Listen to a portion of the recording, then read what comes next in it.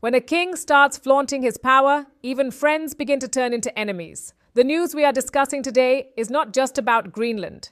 This story is about the cracking trust inside NATO, the world's most powerful military alliance. It is about Donald Trump versus Europe.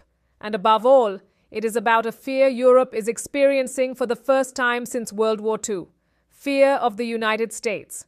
Donald Trump keeps repeating one statement again and again. I want Greenland. But this is not about a military base. Trump is openly saying that the entire land belongs to him.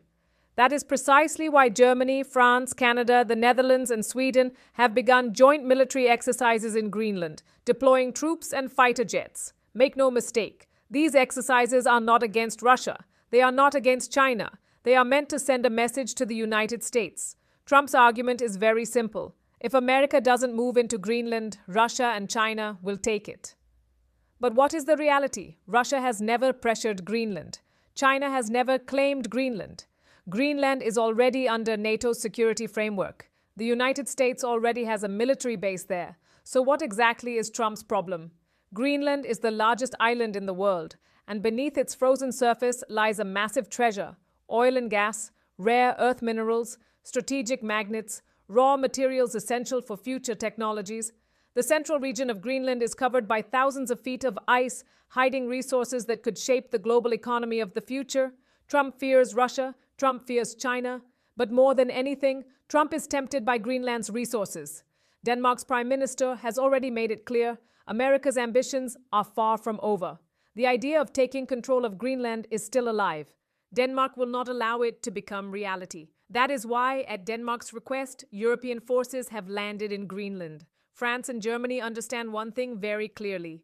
If Trump takes Greenland today, tomorrow it will be control over the entire Arctic, control over oil and gas routes, control over global shipping lanes, and most dangerously, it would become the biggest strategic blunder in U.S. foreign policy history.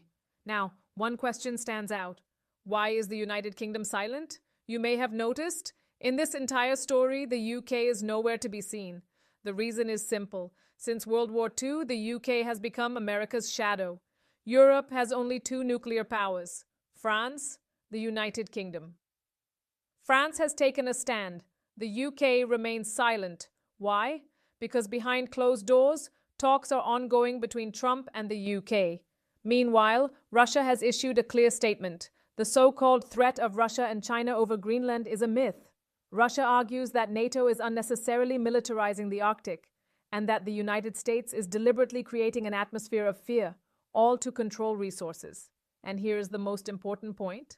Out of NATO's 32 member countries, 31 are now frustrated with Trump. Even Canada, once America's closest ally, has begun cooperating with China. Why? Because Trump openly said he would turn Canada into the 51st U.S. state. He even referred to Canada's Prime Minister as a governor. That humiliation pushed Canada toward Beijing. Today, Canada and China are discussing security cooperation. They are negotiating energy deals. They are moving toward a strategic partnership. This is the real defeat of American foreign policy. Now the question is, why has Trump suddenly become so aggressive?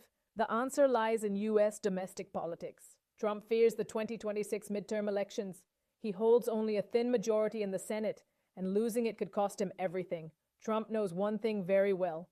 If he loses the midterms, the White House slips out of his hands. That is why he wants something big, something dramatic: Venezuela, Iran, Cuba, and now Greenland.